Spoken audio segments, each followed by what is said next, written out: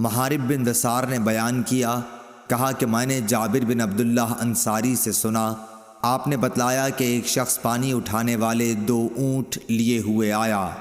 رات تاریک ہو چکی تھی، اس نے معاذ کو نماز پڑھاتے ہوئے پایا، اس لیے اپنے اونٹوں کو بٹھا کر نماز میں شریک ہونے کے لیے معاذ رضی اللہ تعالی عنہ کی طرف بڑھا۔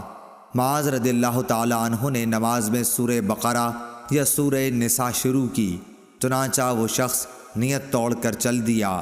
پھر اسے معلوم ہوا کہ معاذ رضی اللہ تعالی عنہ نے تجھ کو برا بھلا کہا ہے، اس لیے وہ نبی کریم صلی اللہ علیہ وسلم کی خدمت میں حاضر ہوا اور معاذ کی شکایت کی۔ نبی کریم صلی اللہ علیہ وسلم نے اس سے فرمایا، معاذ کیا تم لوگوں کو فتنہ میں ڈالتے ہو؟ آپ نے 3 مرتبہ فتان یا فاتن فرمایا۔ سبح اسم ربک الاعلی والشمس وضحاها واللیل اذا یغشی صورتیں تم نے کیوں نہ پڑھیں؟ کیونکہ تمہارے پیچھے بوڑھے، کمزور اور حاجت مند نماز پڑھتے ہیں۔ شعبہ نے کہا کہ میرا خیال ہے کہ یہ آخر جملہ کیونکہ تمہارے پیچھے علق حدیث میں داخل ہے۔